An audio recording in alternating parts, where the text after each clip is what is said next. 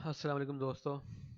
आज है 28 मई 2022 और काफ़ी दिनों से मैं वीडियो रिकॉर्ड नहीं कर सका। तो आज क्रिप्टो मार्केट की अपडेट मैं आपको दूंगा। इससे पहले आप मेरा चैनल जो है वो सब्सक्राइब ज़रूर करें।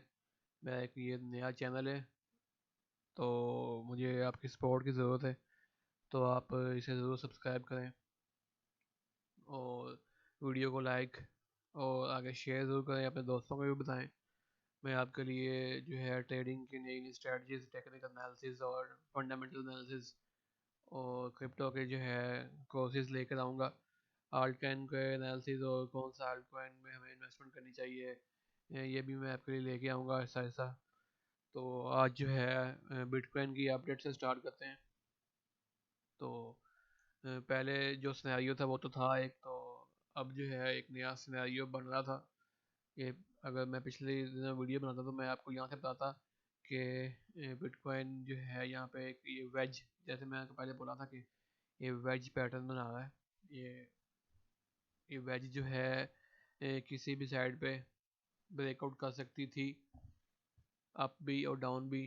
ज़्यादा चांसेस इसके अप थे, क्योंकि पिछले दिनों हमने देखा है कि स्टॉक मार्केट जो है S&P और नैस्डैक, इसमें काफ़ी अच्छा पंप हमें देखने को मिला है। और DXY जो है डॉलर इंडेक्स जो है वो भी नीचे आया काफ़ी।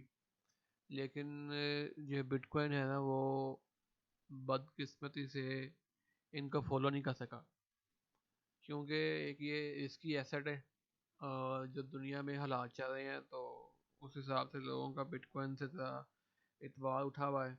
या वेल्स वेल्स भी जो है ना ये थोड़ा खेल जा रही हैं।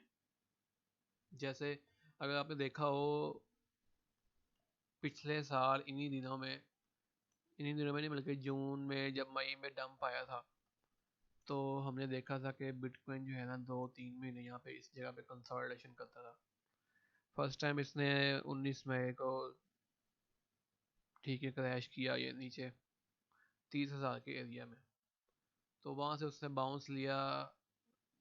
अगले दिन ही कुछ दिनों में जो है ना ये बाउंस कर गया 30,000, 40,000 तक, 40,700 तक बाउंस किया इसने। इसने फिर करेक्शन ली है, फिर ऊपर गया, फिर जो है ना ये 1 2 3 4 5 6 दफ़ा जो है ना ये नीचे आके बैठा इसी 30,000 की, बल्कि 30,000 से भी नीचे गया।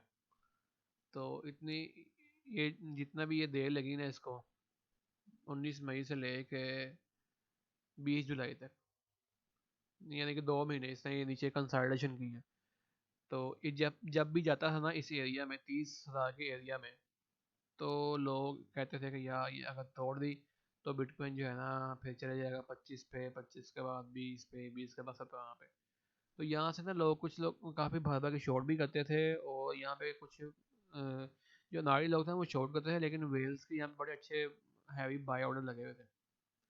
तो वेल्स ने जो है ना रिटेल इन्वेस्टर को, छोटे इन्वेस्टर को 2 महीने जो है ना काफ़ी सताया।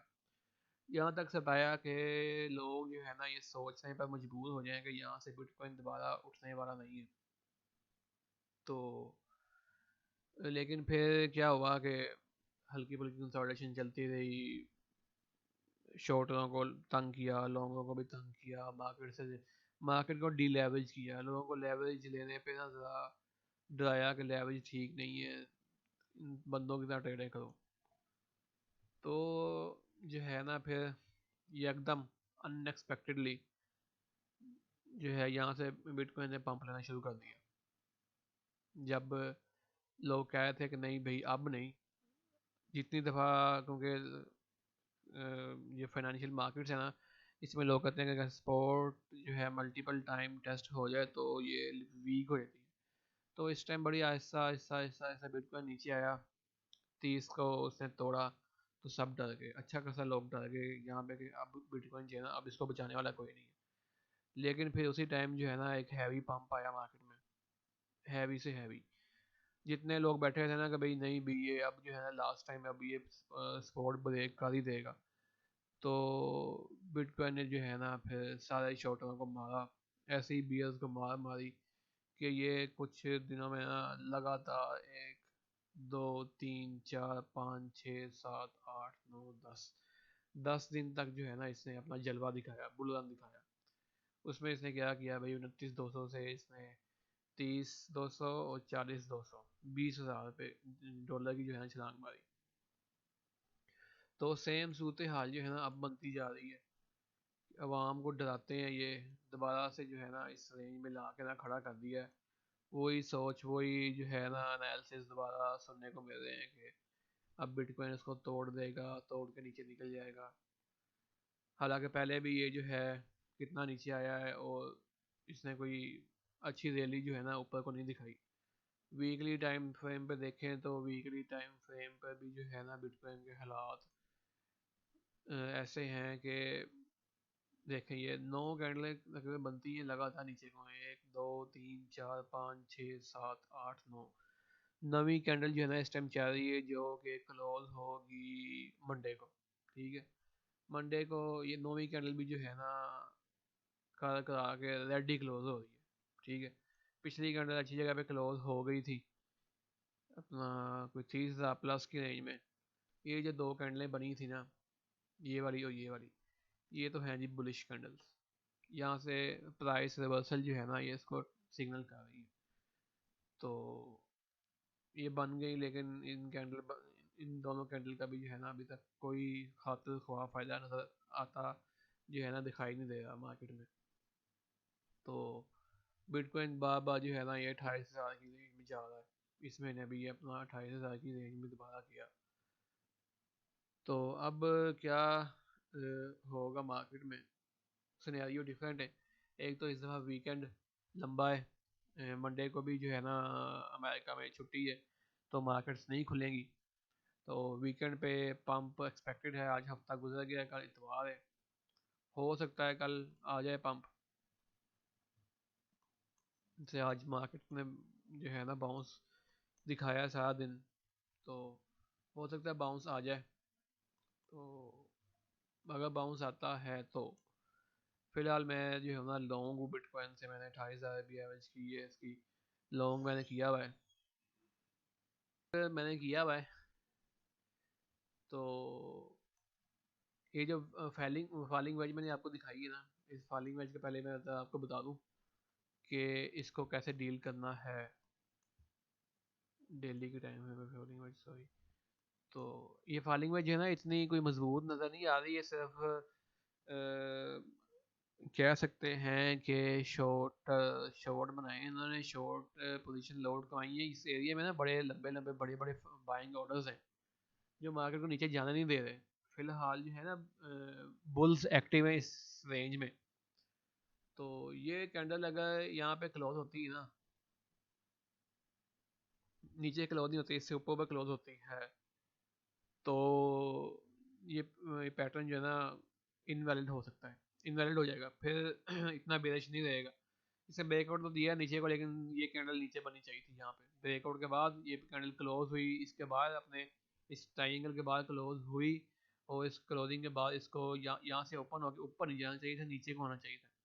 अगर ये इस टाइम इस जगह पे होती फिर तो ये बड़ा एक बेरिश सिनेरियो था, जिसके बाद मैं आपको कहता कि भाई बिटकॉइन जो है ना अभी जा रहा है इस रेंज में। ठीक है, 26 की रेंज में जा रहा है। लेकिन हुआ अब क्या कि यहाँ पे बाइंग ऑर्डर लगे हुए थे, तो इन्होंने ऊपर जाने नहीं दिया। ऊपर से वीकेंड आ गया, मार्केट जो स्टॉक मार्केट वो अच्छी होगी। अब अगर इसके ऊपर भी देता ना तो ये एक वीक बेयरिश पैटर्न होगा। तो यहाँ से जो है ना शॉर्ट करना कोई फायदा मंद नहीं है, क्योंकि जो नीचे चीज़ जा रही है ना वो हमेशा के लिए नीचे नहीं जाती। ऐसे नहीं होता कि जो नीचे जाए नीचे ही जाएगी, जब ऊपर जाए तो ऊपर ही जाएगी, ऊपर से नीचे आती चीज़ें नीचे से ऊपर जाती हैं। तो अब ये कितना वो नीचे आए, वीकली ने भी कुछ ना कुछ तो अपना बाउंस दिखाना है, तो उसी बाउंस का इंतजार किया जा रहा है कि वो कब आएगा बाउंस। तो सिनेरियो एक ये है ट्रेड का कि यहाँ से जो है ना 28,800 है, 28,500 पे अगर जाता है तो आप लोग इसे लॉन्ग करें बिटकॉइन को, टाइट स्टॉप लॉस लगा के। यहाँ पे 28 से नीचे जो है ना आप स्टॉप लॉस बेशक लगा दें। तो यहाँ से लॉन्ग करके जो है, लॉन्ग के बाद जो टारगेट है ना वो है 32, 32,200, 32 के एरिया में। 32 के एरिया में अपनी लॉन्ग्स क्लोज करें और यहाँ से एक शॉर्ट की पोजीशन ओपन कर दें। जो सिनेरियो अब मैंने बनाया, अगर ये सिनेरियो चलता है तो यहाँ से लेके यहाँ तक आपका प्रॉफिट बनेगा। उसके बाद जब फ़ौरन आप यहाँ पे करेंगे ना शॉर्ट, तो वहाँ से जो है ना बिटकॉइन टूटेगा, 32 से टूट के फिर ये जो है ना इसके बाद यहाँ हल्का सा बाउंस करके दोबारा से नीचे एक अच्छा आपको प्रॉफिट दे देगा शॉर्ट में। क्यों भला, मैं आपको बताता हूँ कि ऐसा ये बात मैंने क्यों सोची है यहाँ पे, क्योंकि ना और भी सिनेरियो हैं इस टाइप के कि जब जब बिटकॉइन ने इस तरह का 10-10,000 का ये डंप लिया है, ये ऑलमोस्ट 10,000 बनता है 29, हाँ 10,000 प्लस बनता है, ऑलमोस्ट 15,000 बनता है ये। जब डेली के टाइम में मैं आपको दिखाता हूँ, जब जब ये लेता है ना बाउंस, तो जब ये डंप लेता है तो वहाँ से बाउंस दिखाता है। ये देखें, एक ये देखते हैं, एक ये इसने लिया, एक डंप किया यहाँ से 41 से 42 से डंप किया, 33,000 पे आया। तो ये देखें इसने ये बाउंस करके अच्छा खासा ऊपर गया, दोबारा दोबारा से कहाँ पे गया, ये अपनी ये ऊपर वाली रेजिस्टेंस को टच करके ही आया। तो इसके अलावा मैं दिखाता हूँ आपको, ये बाउंस देखें, ये एक डंप लिया इसने, डंप लिया 59,000 से आया ये 42 पे, कितना बन गया भला ये 59 माइनस 42 करें जरा, मैं बताता हूँ आपको।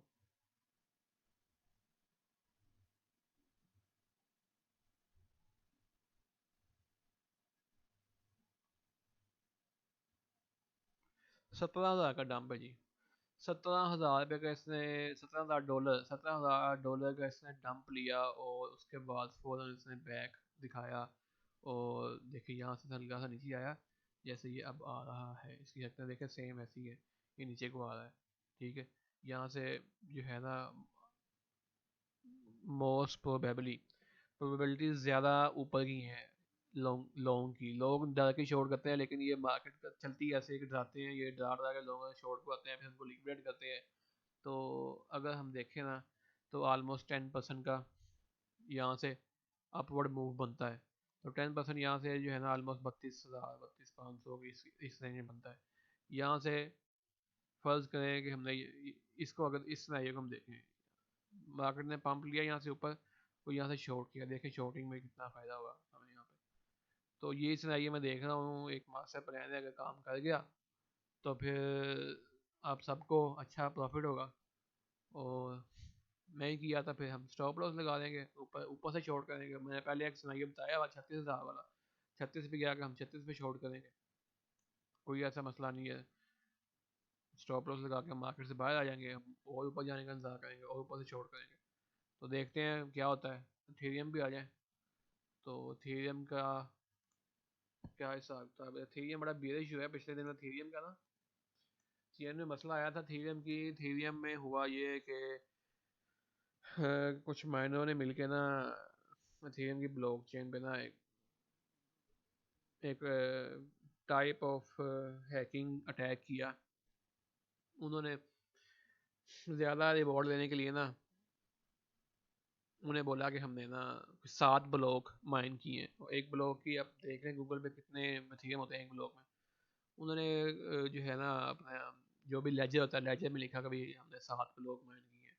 तो 7 की ना वो उनका ब्लॉकचेन काम कर रही होती है, सबको सब नोड्स को कंफर्म करना पड़ता है।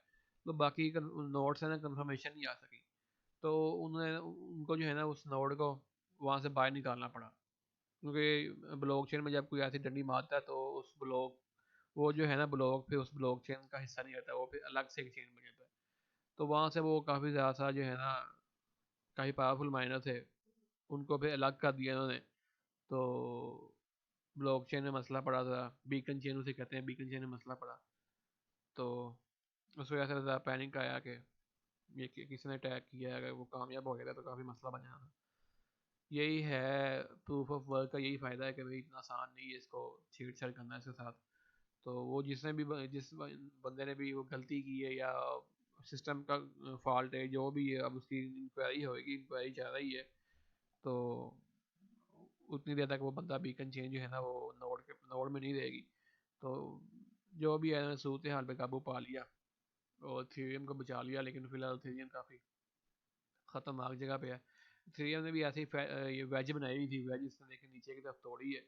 अब अगर हम देखें इसका बाउंस, अगर BTC वैसे जैसे मैंने बोला आपका बाउंस करता है, तो थीरियम भी जो है ना 2100-2200 की रेंज में जाएगा।